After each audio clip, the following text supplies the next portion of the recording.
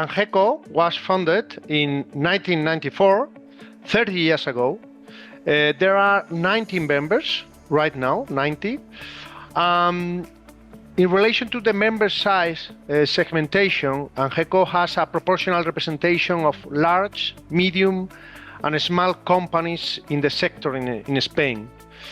In 2023, companies associated with ANGECO managed over 463 billion in debt and recovered 12 billion. The market includes various sectors such as finance, telecommunications, energy, utilities, and consumer credit.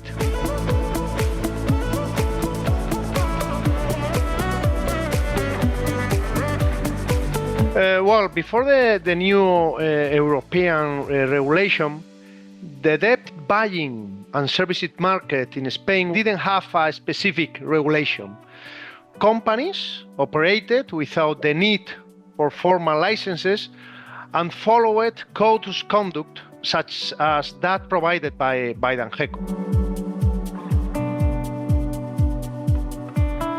We should mention that we don't have a law into effect yet. We have only a draft of the law, which is managed by the government. We are from ANGECO in conversations with the government in order to give our arguments to change some important aspects of the law. It will likely approve in the second quarter of 2025.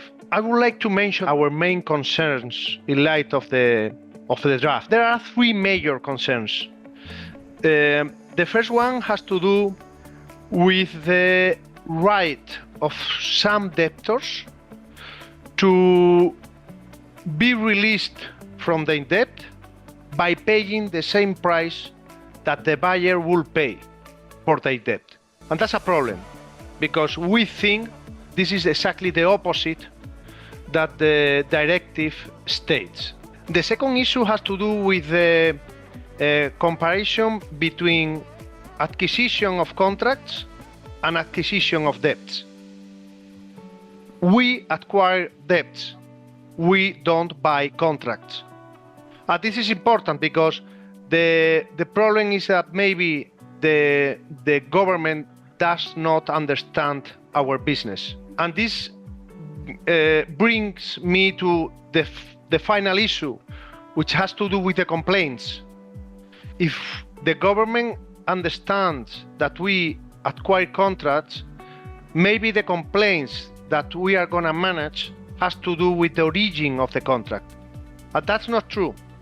We deal with complaints around our debt collection activity, not with the origin of the credit. So probably we will have, according to the current draft of the law, we will have a lot of problems to manage a lot of complaints of different debtors. The main problem has to do with the definition of complaint. It's not clear, and we think that this definition should be changed.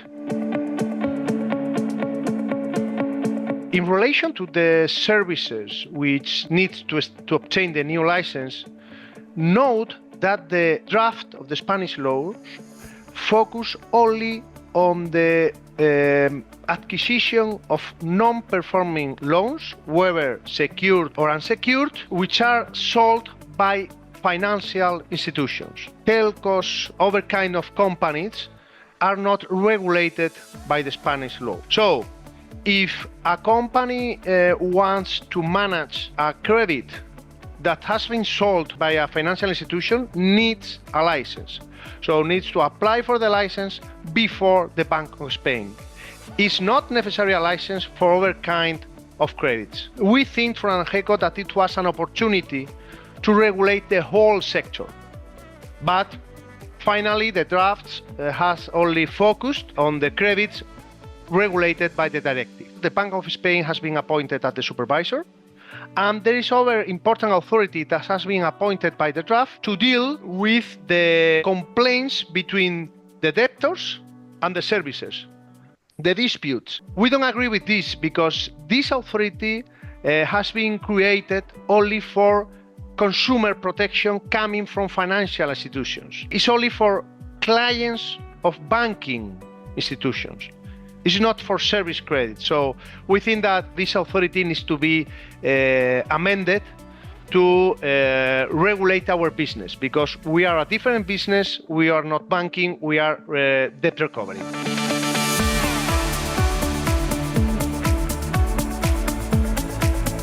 In relation to the debt collection servicing of securitized NPL portfolios, both the directive and the Spanish draft law exclude securitized NPL portfolios. This type of credits will continue to be managed under the specific national requirements already in place.